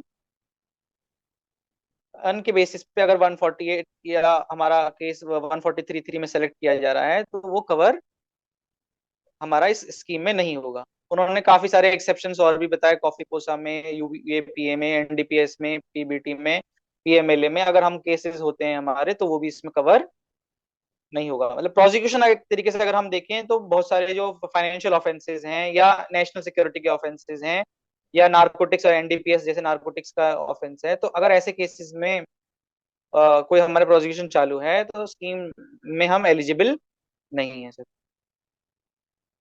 अब सर एक तो हो गया हमारी एलिजिबिलिटी हो गई, एक नॉन एलिजिबिलिटी हो गई। नॉन एलिजिबिलिटी में अगर हम देखें, प्रोसिक्यूशन वाले केसेस सर। अब हमने वर्ड देखा सर टैक्स अरियर को, जैसे मैंने वहां हाईलाइट किया था, तो ऑनरेबल सुप्रीम कोर्ट ने मैक्रोटेक में एक बात कही सर। सर मैंने एक रिटर्न फाइल करी सर, रिटर्न में मेरी एडमिटेड टैक्स लाइबिलिटी थी, वो मैंने पे नहीं करी सर। मेरा असेसमेंट हुआ और उसके बाद कुछ टैक्स लाइबिलिटी और डिटरमाइन हो गई सर उस असेसमेंट ईयर के लिए। तो डिपार्टमेंट ने मेरे को एक प्रोसिक्यूशन शुरू कर दिया जो मेरी एडमिटेड टैक्स लाइबिलिटी थी उसके लिए, क्योंकि जो मेरा टैक्स अरियर्स था वो तो अपील में पेंडिंग है सर अभी, लेकिन जो मैंने एडमिट कर रखी थी वो तो मुझे पे करनी थी। तो मैंने प्रोसिक्यूशन जब डिपार्टमेंट ने मेरे खिलाफ इनिशिएट कर दिया, तो उसके बाद मैंने इस विवाद से विश्वास स्कीम 2020 जो आई थी उसमें मैंने फाइल कर दिया विवाद से विश्वास स्कीम में कि भाई I am eligible for this adjustment. Department ने रिजेक्ट करते हुए कहा कि भाई आपके खिलाफ 276 कैपिटल सी में प्रोसिक्यूशन पेंडिंग है, तो प्रोसिक्यूशन जब पेंडिंग है तो आप इस स्कीम के लिए एलिजिबल नहीं है। तो ऑनरेबल सुप्रीम कोर्ट ने ये कहा कि भाई आपको ये देखना है कि वर्ड क्या है सर, वो वर्ड है टैक्स अरियर्स। जो प्रोसिक्यूशन की हम बात कर रहे हैं वो जो टैक्स अरियर्स है जिसके लिए आप सेटलमेंट के लिए आ रहे हैं, उस सेटलमेंट वाले अमाउंट के लिए अगर आपके खिलाफ प्रोसिक्यूशन इनिशिएट हो चुका है फाइलिंग ऑफ डिक्लेरेशन से पहले, तो आप इस स्कीम के लिए एलिजिबल नहीं है। तो मैक्रोटेक के सुप्रीम कोर्ट के डिसीजन से हमें ये क्लियर हुआ सर, ये टैक्स अरियर्स को हमें देखना है, ना कि कोई भी प्रोसिक्यूशन उस असेसमेंट ईयर से पेंडिंग हो, उससे मतलब नहीं है सर। ऐसा एक केस और हुआ सर कि व्यक्ति ने अपनी आईटीआर फाइल नहीं करी, उसके लिए प्रोसिक्यूशन इनिशिएट हो गया सर। तो यहाँ ऑनरेबल सुप्रीम कोर्ट ने कहा कि वो भी is not related to tax arrears, तो इसलिए एसएससी एलिजिबल है उस स्कीम के लिए। अब सर हम ये देखते हैं सर कि हमें इस विवाद से विश्वास स्कीम में टैक्स कितना देना है। अगर हमें इसे सेटलमेंट के लिए जाना है तो हमें टैक्स कितना देना है सर। तो यहाँ हमारे सामने सर जो टेबल है, उन्होंने कहा कि जो पहले स्कीम थी सर, जैसे रोहित सर ने भी बताया था कि स्कीम 31 दिसंबर 2024 से एक्सटेंड करते हुए बेस्ट बेनिफिट लेने के लिए अब 31 जनवरी 2025 तक एक्सटेंड कर ली है। तो जहां पे भी हम वर्ड ये 31 दिसंबर 2024 पढ़ रहे हैं सर, उसको 31 जनवरी 2025 हम रीड करेंगे। तो उन्होंने कहा कि सर जो टैक्स अरियर्स आपके हैं वो 100% ऑफ टैक्स दे दी, और अगर 31 जनवरी 2025 के बाद देंगे तो 110% ऑफ टैक्स दे दीजिए। टैक्स अरियर्स का क्या मतलब है सर? यहाँ पे टैक्स अरियर्स का मतलब है डिस्प्यूटेड टैक्स, इंटरेस्ट और एसोसिएटेड पेनल्टी। सर क्या मतलब सर? जैसे मैंने मेरा असेसमेंट हुआ, क्वांटम का असेसमेंट हुआ, उसमें टैक्स डिटरमाइन हो गया, उसके ऊपर 234 एबीसी का इंटरेस्ट लगा दिया उन्होंने, ठीक है सर। अब उन्होंने उसके ऊपर हो सकता है सर मैंने एक्स्ट्रा रिफंड लिया हो, तो उन्होंने 244 ए का जो मेरा इंटरेस्ट जो उन्होंने मुझे दिया हो उसको भी उन्होंने वापस ले लिया हो 234 डी में। और सर उन्होंने मुझे पेनल्टी भी लगा दी हो सर, पेनल्टी इनिशिएट कर दी हो या पेनल्टी लगा दी हो सर, क्वांटम से संबंधित पेनल्टी। जैसे अगर असेसमेंट ईयर 17-18 से पहले के केसेस हैं तो 271(1)(c) में हो, या उसके बाद वाले केसेस हो तो 270 कैपिटल ए में अंडर रिपोर्टिंग की या मिस रिपोर्टिंग की पेनल्टी लगा दी हो। ये पेनल्टी जो हमारी क्वांटम से संबंधित है, क्योंकि जो क्वांटम से संबंधित नहीं इंडिपेंडेंट पेनल्टी है उसके लिए उन्होंने अलग प्रोविजन बनाया है। उसके लिए हमें सिर्फ क्या कहा उन्होंने कि जो क्वांटम से संबंधित पेनल्टी भी हम वेव कर देंगे, आपका इंटरेस्ट भी हम वेव कर देंगे, आपको सिर्फ डिस्प्यूटेड टैक्स देना है, आपको उसके अलावा कुछ नहीं देना। अगर आप बिफोर द नोटिफाइड डेट आप डिक्लेरेशन फाइल करते हैं। वहां पुरानी वाली स्कीम में था कि भाई आपको वो जो पेमेंट फॉर्म 4 हुआ करता था वो आपको उस अपॉइंटेड डेट से पहले भरना है। यहाँ पे सर फर्क क्या है, आपको डिक्लेरेशन जो है उस अपॉइंटेड डेट जो कि हमारे केस में 31 जनवरी 2025 है उससे पहले भरना है सर। यहाँ क्या बात है, उसके बाद जो हमें फॉर्म 2 आएगा, जो फॉर्म 3 भरना है, उसके लिए हमें 15 दिन का टाइम मिलेगा from the date of form 2। उसमें भी सर हम अभी आगे थोड़ा सा चर्चा करेंगे। अभी यहाँ अपने आप को देखते हैं सर कि अगर मैं न्यू एपिलेंट हूँ, तो मुझे 100% ऑफ डिस्प्यूटेड टैक्स देना है और 110% ऑफ डिस्प्यूटेड टैक्स देना है अगर मैं उस अपॉइंटेड डेट के बाद देता हूं सर। तो सर मैं न्यू अपीलेंट का क्या मतलब है सर? न्यू अपीलेंट का मतलब है कि 31 जनवरी 2020 को मेरी अपील जहां पेंडिंग थी 22 जुलाई 2024 को उसी फोरम पे पेंडिंग ना हो। मेरी अपील एक डिफरेंट फोरम पे पेंडिंग होनी चाहिए, तभी मैं न्यू अपीलेंट हूं। या मेरा केस 31 जनवरी 2020 को ना हो, उसके बाद का केस हो। मीनिंग देयर भाई, अगर मेरा केस 2019 असेसमेंट ऑर्डर दिसंबर 2019 का है और मैंने सीआईटी अपील के पास 31 जनवरी 2020 से पहले अपील फाइल कर रखी थी, और मैंने पुरानी वाली विवाद से विश्वास एक्ट 2020 में जाके अपने आप को सेटलमेंट के लिए नहीं गया, और आज की डेट में भी जैसे सर ने बताया 8-8 9 9 साल से हमारी अपीलें पेंडिंग हैं, तो आज की डेट में भी अगर वो सीआईटी अपील पे ही पेंडिंग है तो मैं न्यू अपीलेंट नहीं हूं सर। तो मैं कैटेगरी नंबर 2 में आऊंगा, यानी ओल्ड अपीलेंट की कैटेगरी में आऊंगा सर मैं। और मुझे अपॉइंटेड डेट से पहले 110% देना है और अपॉइंटेड डेट के बाद 120% देना है। सिमिलर केस उन्होंने कहा कि अगर इंटरेस्ट, पेनल्टी या फी का कोई चक्कर है, जैसे सर हम लेट फाइलिंग फीस होती है टीडीएस में 200 रुपये पर डे, उन केसेस को कवर करना चाहेंगे, या हम पेनल्टी देना चाहेंगे जो सर सेक्शन 269 के वायलेशन की वजह से पेनल्टी लग गई, ऑडिट टैक्स ऑडिट ना कराने की वजह से पेनल्टी लग गई, या किसी और प्रोविजन की पेनल्टी लग गई जो कि क्वांटम से संबंधित डायरेक्टली इनडायरेक्टली नहीं है, या कोई इंटरेस्ट हम पे लेवी हो गया है।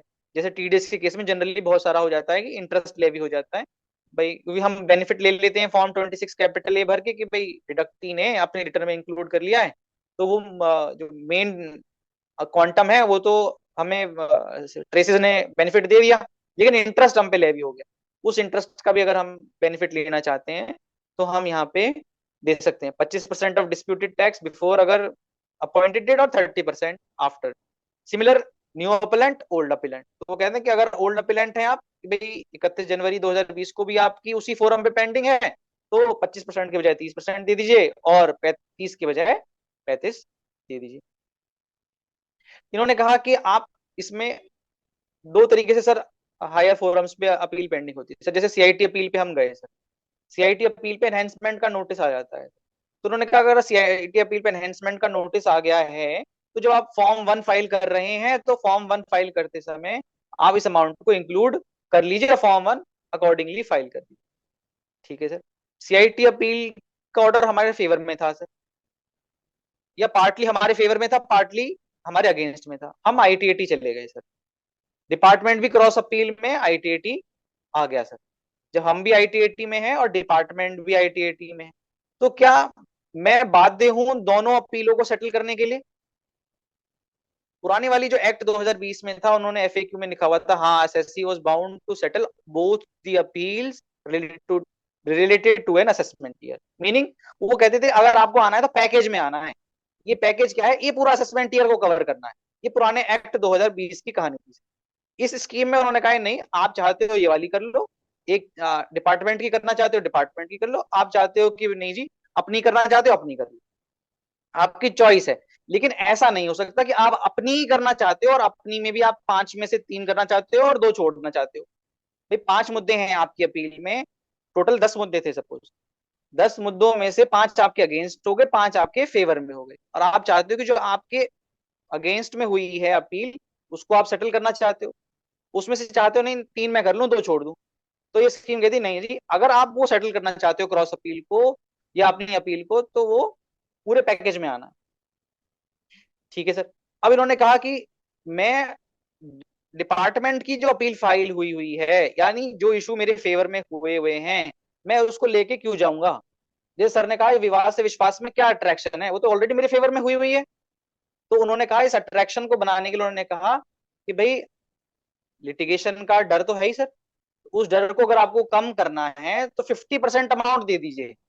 जो आपके फेवर में अपील हो रखी है, उस फेवर वाली अपील का जिसमें क्रॉस अपील में डिपार्टमेंट है, उसका 50% दे दीजिए। इस फॉर्म को अकॉर्डिंगली उन्होंने बनाया सर।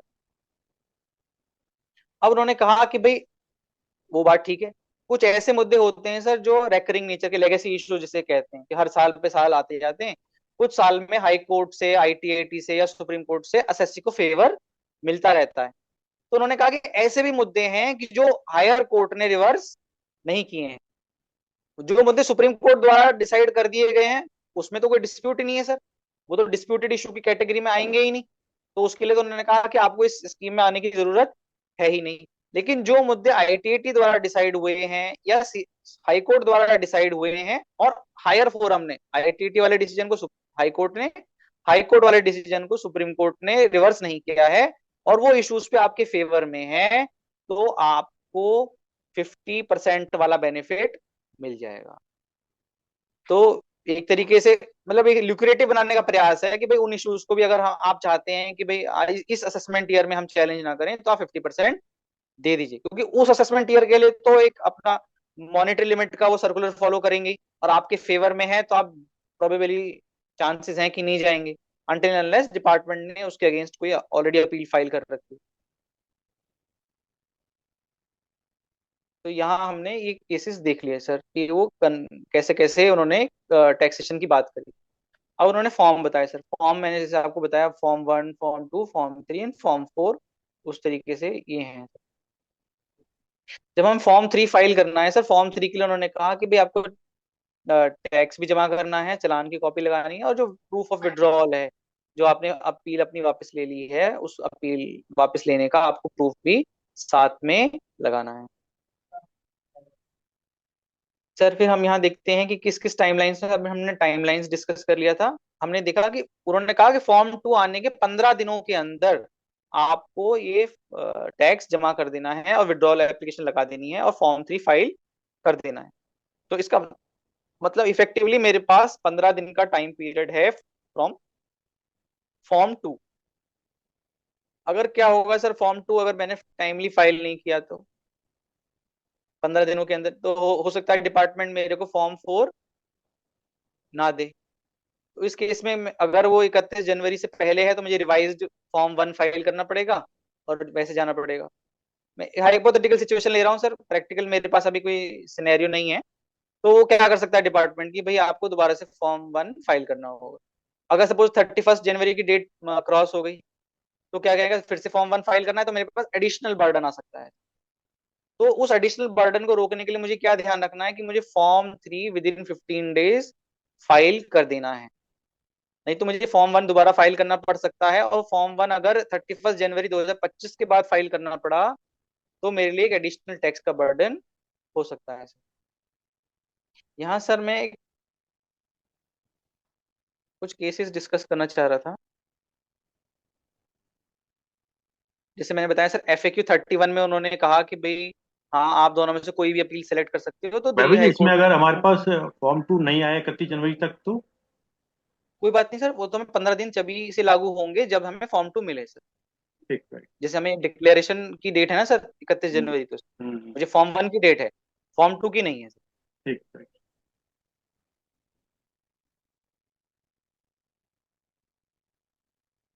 सर अभी हम बात कर रहे थे कि हाँ अगर वो पिटिशन की वो वापस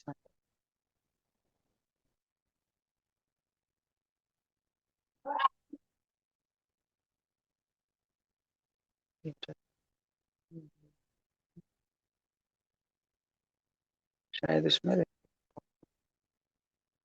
सर ऐसे केसेस हो सकते हैं सर, जैसे मैं पॉइंट नंबर 5 में देखिए सर, पॉइंट नंबर 5 में हम क्या देखते हैं सर, पिछले विवाद से विश्वास स्कीम एक्ट में क्या हुआ कि एसएससी ने फॉर्म 3 तो भर दिया, डिक्लेरेंट ने फॉर्म 3 तो भर दिया, लेकिन उसने 1533 रुपए शॉर्ट रह गए सर किसी कारणवश। तो उन्होंने कहा कि भाई आपने तो कंडीशन को फुलफिल नहीं किया, इसलिए हम आपको फॉर्म 5 नहीं देते हैं। तो इसमें गुजरात हाईकोर्ट ने कहा कि भाई ये तो अमाउंट बहुत छोटा सा है और वो गलती से रह गया है, कोई जानबूझ के तो कोई 1533 रुपए छोड़ेगा नहीं सर, जब बाकी अपनी लैक्स एंड करोड़ की लाइबिलिटी सेटल कर रहा है। तो उन्होंने उस पेटी अमाउंट को देखते हुए ये कहा कि नहीं जी आप एलिजिबल हैं, फॉर्म 5 इशू हो जाना चाहिए। सिमिलर उन्होंने कहा, बॉम्बे हाई कोर्ट ने भी कहा कि भाई अगर कोई अमाउंट पेटी अमाउंट आपसे अगर फाइल होने से रह गया है, कोई टाइम लिमिट का 12 दिन का अंतर था बॉम्बे हाई कोर्ट में, जो साइटेशन है सर ये कार्तिक परिवहन प्रवीण चंद्र मेहता, इसमें ऑनरेबल बॉम्बे हाई कोर्ट के केस में था, एसएससी से 12 दिन बाद पे हुआ, सब्सटेंशियल 75% या 80% उन्होंने विद इन टाइम जमा कर दिया था, बाकी 20-25% जो उन्होंने 12 दिन के डिले के बाद जमा किया था। तो डिपार्टमेंट का कहना था कि हम आपको फॉर्म 5 इशू ही नहीं करेंगे, कि आपको जो फॉर्म 3 इशू हुआ है उसके हिसाब से आपको within before due date जो अनॉइंटेड डेट थी आपको जमा करना था। तो बॉम्बे हाई कोर्ट ने कहा नहीं जी, एक छोटी सी गलती है, ये एक प्रोसीजरल ब्रीच है, कोई सब्सटेंटिव गलती नहीं है, तो वो आप उन्होंने उनको बेनिफिट दिया था। यहाँ एक बात मैं समझता हूँ सर, हो सकता है अब अगर ऐसी कोई गलती होती है तो हाई कोर्ट डिफरेंट व्यू लें। क्यों? क्योंकि वो एक एक्ट था, लेजिस्लेचर की इंटेंशन थी, ये एक एग्जीक्यूटिव मेजर के थ्रू लाया गया है। दो मूलतः दोनों ही चीजें पेरी मटीरिया लग रही हैं। तो लेट्स सी, अगर हमको ऐसी गलती का प्रयास ना करना चाहिए कि ऐसी गलती हमसे हो, बट अगर ऐसी गलती हो जाती है तो हमारे पास सिर्फ हाई कोर्ट ही एक ऐसा रास्ता है, और हमको परसुएड भी करना पड़ सकता है डेजिग्नेटेड अथॉरिटीज को कि ऐसी छोटी प्रोसीजरल गलती को वो इग्नोर करके फॉर्म 5 इशू करें, इंटेंशन ऑफ द लॉ पे जाएं, ना कि सिर्फ प्रोसीजर को ध्यान दें। सर जैसे मैंने अभी बताया था कि कौन कौन से 148 वाले केसेस जो उन्होंने कहा है, तो उन्होंने FAQ 6 में वो कवर कर दिया कि भाई ये जो एक्सप्लेनेशन 2 वाले जो केसेस हैं सर्च से रिलेटेड, वो उन्होंने कहा कि हम इसमें कवर नहीं करेंगे। फिर उन्होंने रोल बैक ईयर्स के लिए बात करी कि जैसे सर एडवांस प्राइसिंग एग्रीमेंट की वजह से रोल बैक होता है, तो उन्होंने कहा हम रोल बैक ईयर्स को भी कवर कर लेंगे इसमें, है ना। सर अब हम बात करते हैं सर, जैसे time limit to file appeal not expired, FAQ जो 9 है, अब उन्होंने नोटिफिकेशन जो अभी 20 जनवरी 2025 को दिया, उससे इस नोटिफिकेशन को उन्होंने ओवरराइड कर दिया सर। अब उन्होंने FAQ नंबर 10 में बताया कि इसमें कौन से टैक्स क्वालिफाई करता है सर। टैक्स इसमें सर सारा टैक्स क्वालिफाई करता है जो हमारे असेसमेंट से परटेन करता है सर। अब सर मैटर इन्होंने बताया सेटलिंग पेनल्टी, जैसे हमने अब पहले डिस्कस किया, पेनल्टी जो ऑलरेडी क्वांटम से एसोसिएटेड है, वो पेनल्टी के लिए हमें सेपरेट फॉर्म 1 फाइल करने की जरूरत नहीं है। लेकिन जो फॉर्म जो पेनल्टी क्वांटम से इंडिपेंडेंट है, उसके लिए हमें सेपरेट फॉर्म 1 फाइल करना है। अब उन्होंने कहा कि सर कई बार क्या होता है कि एडिशन हो गया सर, एडिशन एक इनकम दो हैंड्स में टैक्सेबल लग सकती है। तो कई बार क्या होता है कि एक के हैंड्स में सब्सटेंटिव कर दी गई और एक के हैंड में प्रोटेक्टिव एडिशन कर दी गई।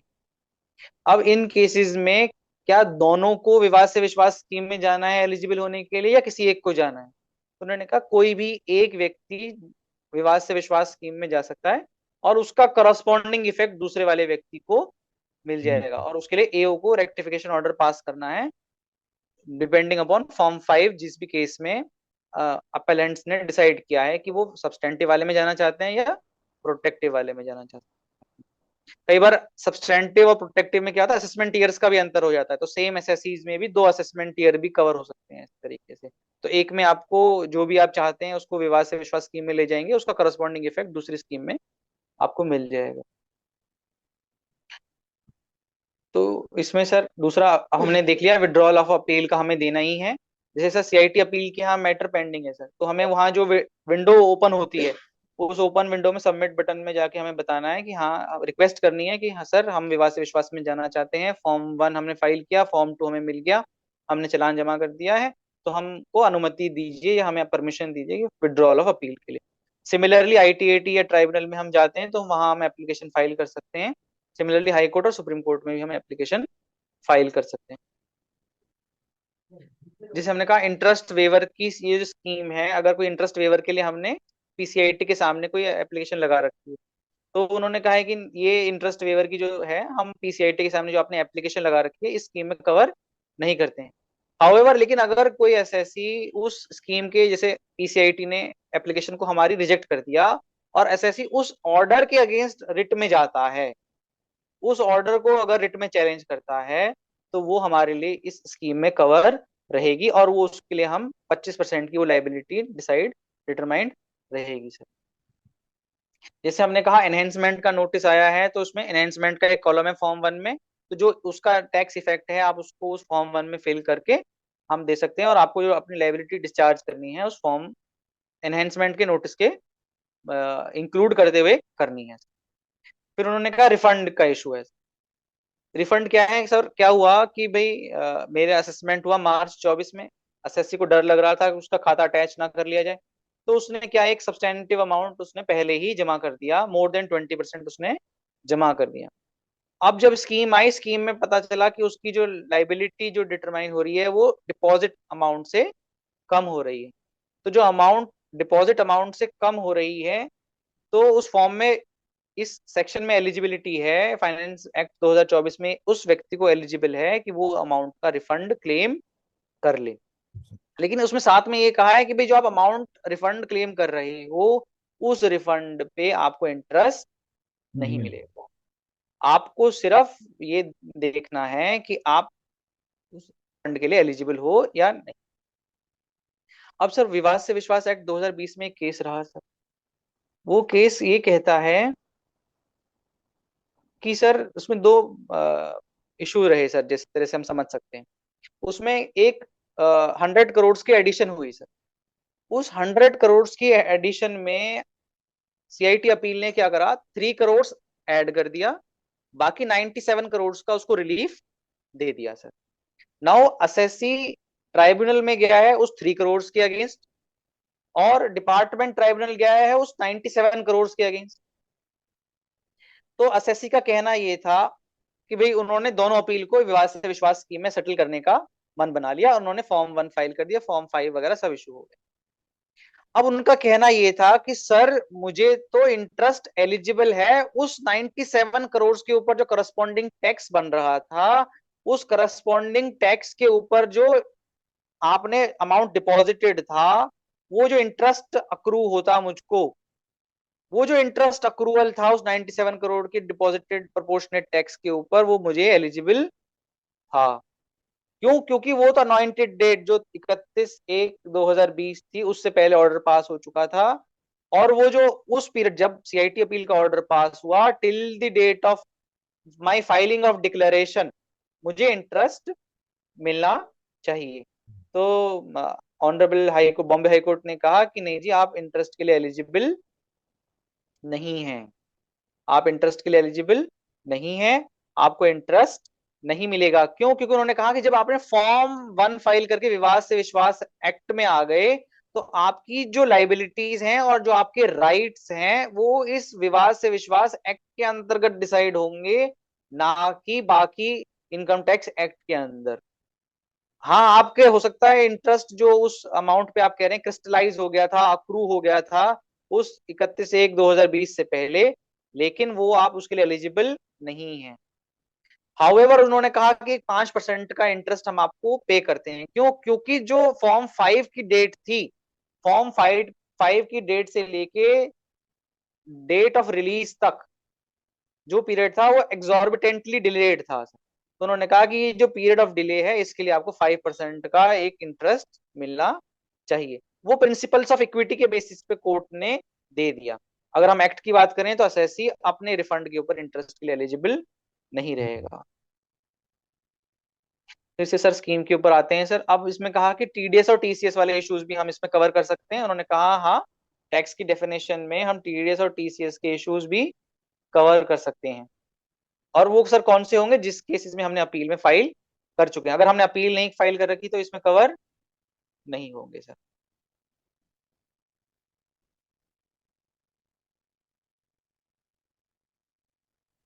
Where SSC settles TDS appeal, sir उन्होंने कहा कि मैं टीडीएस की अपील सेटल कर लेता हूं। तो उन्होंने कहा कि आप टीडीएस की अपील सेटल कर लेते हैं तो ठीक है, जो उसका क्रेडिट है वो डिडक्टी को मिल जाएगा। वो जो क्रेडिट है डिडक्टी को मिल जाएगा, और उसका इफेक्ट भी उन्होंने बताया, कॉन्सिक्वेंशियल इफेक्ट इस 40A IA में बताया कि भाई डिडक्टर ने अगर डिडक्ट करने से रह गया, डिडक्टर अगर डिडक्ट करने से कोई अमाउंट को रह जाता है तो उसका 30% डिसअलाउंस हो जाता है सर। जो उसका ये 30% डिसअलाउंस हो रहा है सर, टाइम अवेलेबल है ना सर? मैं कहीं आगे तो नहीं निकलता जा रहा? कुछ क्वेश्चंस ले लेते हैं लोगों के, अगर तो फिर हाँ देखिए। ये सर, ये सर, ये अगर किसी का कोई प्रश्न बनता है तो स्क्रीन शेयर हटा लेते हैं एक बार। हाँ ये सर।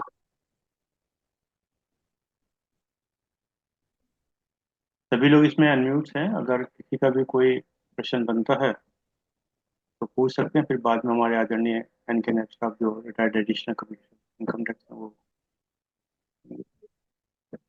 अब ये एक चीज में निकल के आई कि जो अगर हमने कोई एप्लीकेशन वेवर ऑफ इंटरेस्ट की लगा रखी है तो क्या उसको भी नोट प्रेस करना पड़ेगा हमें क्या? अगर किसी भी वेवर ऑफ इंटरेस्ट की सर एप्लीकेशन कैसे सर, थोड़ा सा बताएं। पीसीआईटी के पास हाँ 270 पीसीआईटी का कैपिटल लगा है, रखी है हमने, यस हाँ। तो सर वो तो 273 कैपिटल ए वाली तो यहाँ पे कवर होंगे ही नहीं सर। अभी हमने हाँ देखा गाइडेंस में भी लिखा है कि वो केसेस यहाँ पे कवर नहीं होंगे। यहाँ पे केसेस कौन से कवर होंगे सर, उस इंटरेस्ट वेवर वाले जब पीसीआईटी हमारी एप्लीकेशन को रिजेक्ट कर देते हैं और हमने 22/7/2024 से पहले कोई रिट पिटीशन हाई कोर्ट में उसके अगेंस्ट पेंडिंग है, वो केसेस कवर होंगे। तो वहां नॉट प्रेस्ड का एप्लीकेशन बिफोर पीसीआईटी तो उठता ही नहीं है सर। नॉट प्रेस तो हमें फिर उस रिट पिटीशन को करना होगा सर।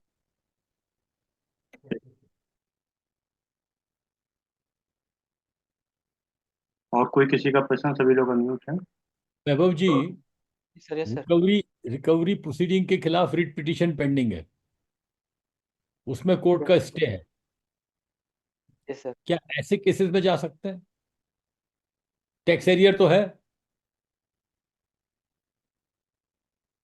टैक्स एरियर है सर, बट वो सिर्फ एग्जीक्यूशन प्रोसीडिंग अगर मैं बात करूं सर, हाँ, तो वो एग्जीक्यूशन प्रोसीडिंग है सर। वो क्वांटम प्रोसीडिंग नहीं है सर। वो तो अगर मैं स्टे अगर गवर्नमेंट हाई कोर्ट ने या सुप्रीम कोर्ट ने जो दे रखा है, वो किस नेचर का स्टे है? मेरी अपील सर क्वांटम वाली कहाँ पेंडिंग है सर?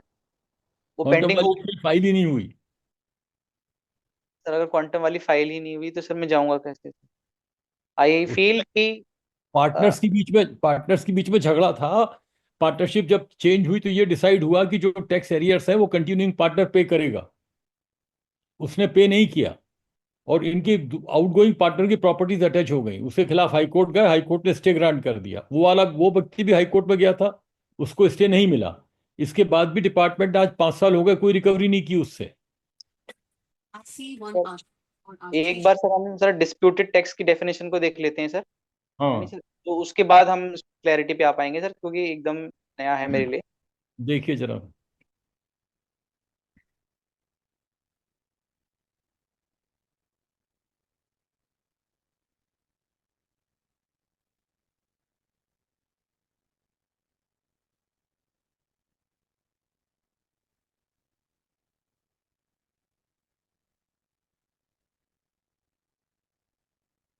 सर इसमें लिखा है in relation to an assessment year और financial year as the case may be, means the income tax including surcharge cess payable by the appellant under the provisions of income tax as computed hereunder.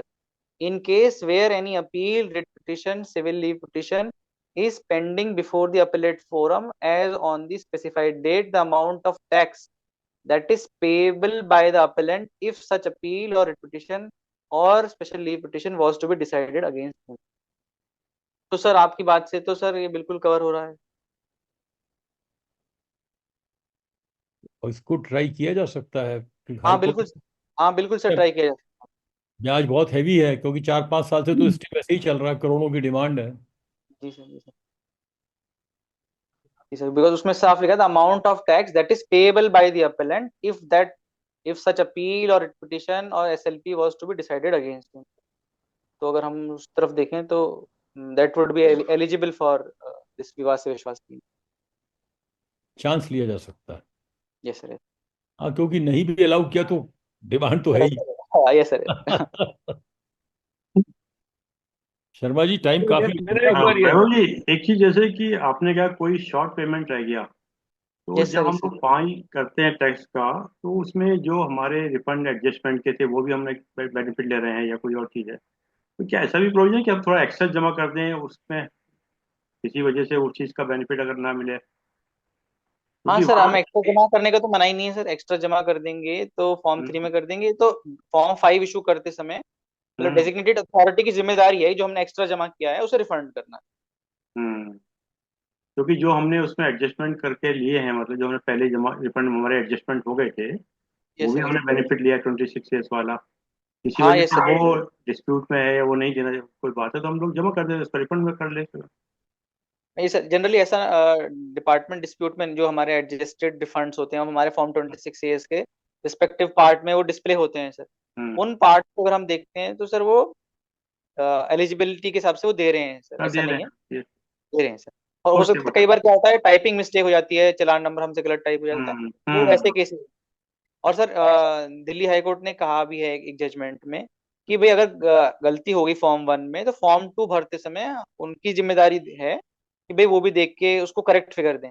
और CBDT के sir एक guidance note में भी ये लिखा हुआ है sir कि अगर जो लाइबिलिटी डिटरमाइन होनी है, वो करेक्ट लाइबिलिटी डिटरमाइन होनी है after giving effect of rectification application if any pending sir. एक छोटी सी क्वेरी और है कि जैसे सपोज मैंने फॉर्म 3 फाइल कर दिया, तो यस जो इसी वजह से डिपार्टमेंट ने हमारा विवाद स्कीम में नहीं किया और इधर हमने अपील भी विड्रॉ कर ली, तो ऐसे केस में क्या होगा मतलब सपोज, क्योंकि उसमें क्या रिफंड का पैसा तो एडजस्टमेंट रिफंड करेगा नहीं डिपार्टमेंट को जो हम जमा हाँ करते थे। Yes sir, yes sir. उस केस में सर क्या है, हमारी अपील तो रिस्टोर हो जाएगी सर, हो क्योंकि जब जाएगी। भी यस सर आईटी इसमें प्रोविजन में भी लिखा हुआ है कि अगर फॉर्म 4 आपको इशू नहीं होता है और किसी कारणवश आपने या फॉर्म 3 भी नहीं भरा इसलिए आपको फॉर्म 4 इशू नहीं होता है, या आपने किसी कंडीशन का ब्रीच कर दिया है, हम्म, तो भी आपको जो आपकी अपील है वो रिस्टोर हो जाएगी।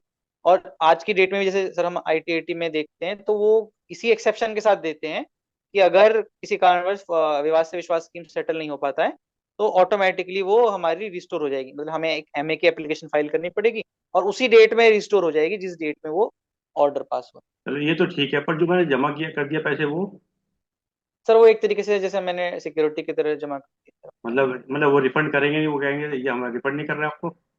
रिफंड जब करेंगे सर, जब हमारा केस फाइनल हो जाएगा। चलिए, ये भानुगिरी जी कुछ सवाल पूछना चाह रहे हैं जी।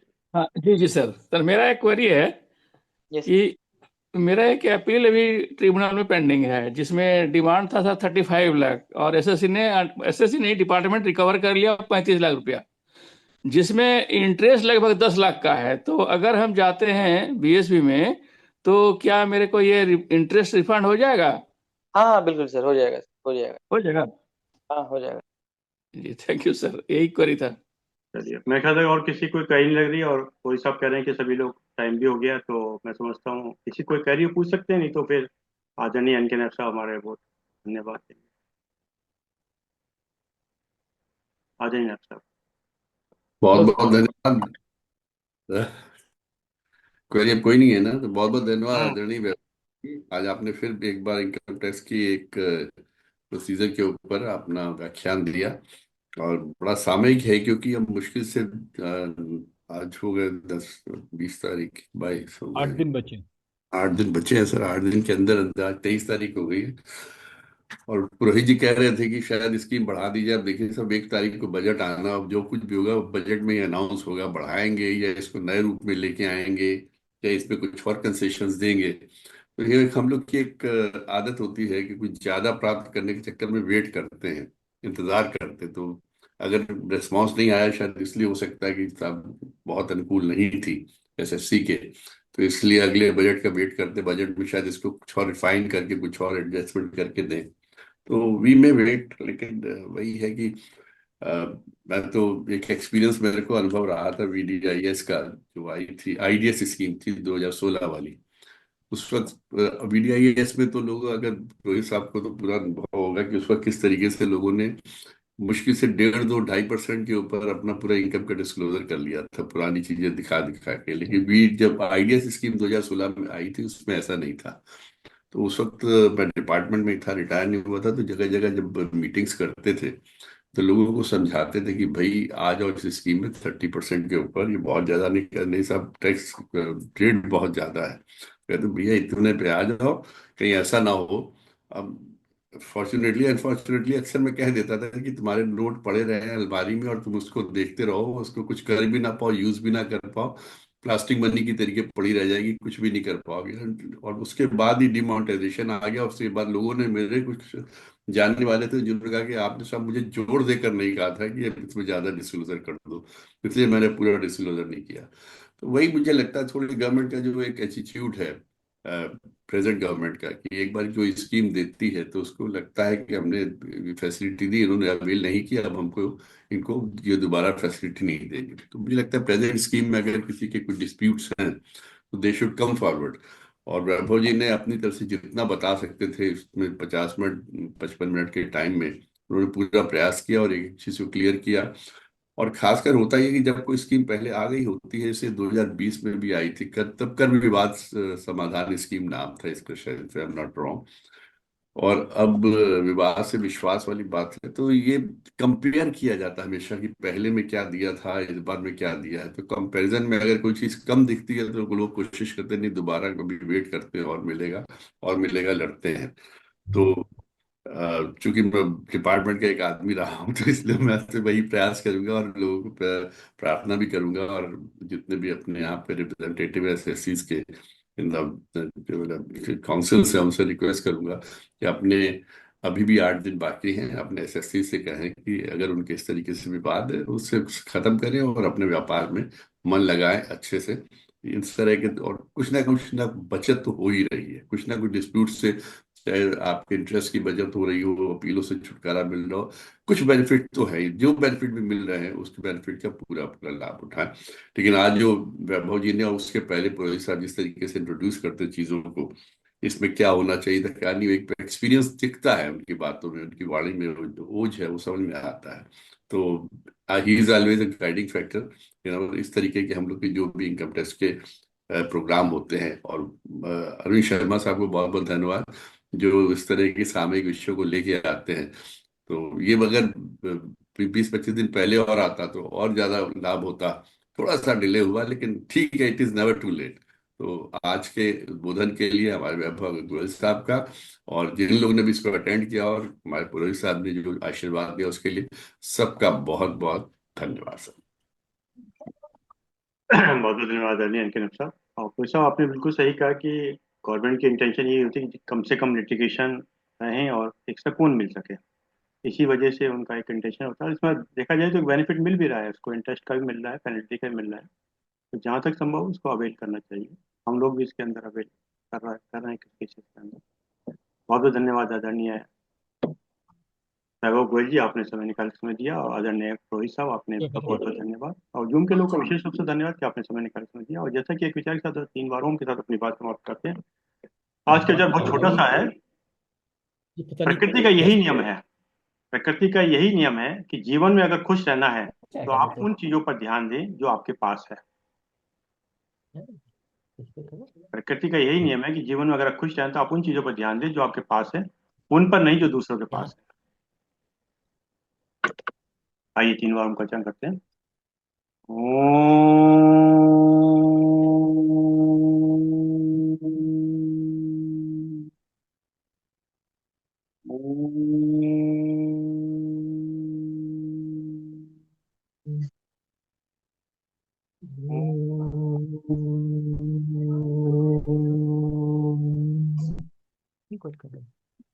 शांति शांति शांति।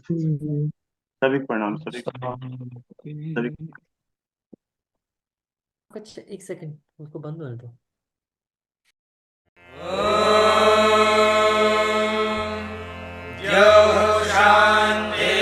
शान्तिरन्तरिक्षं शान्तिः पृथिवी शान्तिरापः शान्तिरोषधयः शान्तिः वनस्पतयः शान्तिर्विश्वे देवाः शान्तिर्ब्रह्म शान्तिः सर्वं शान्तिः शान्तिरेव शान्तिः सा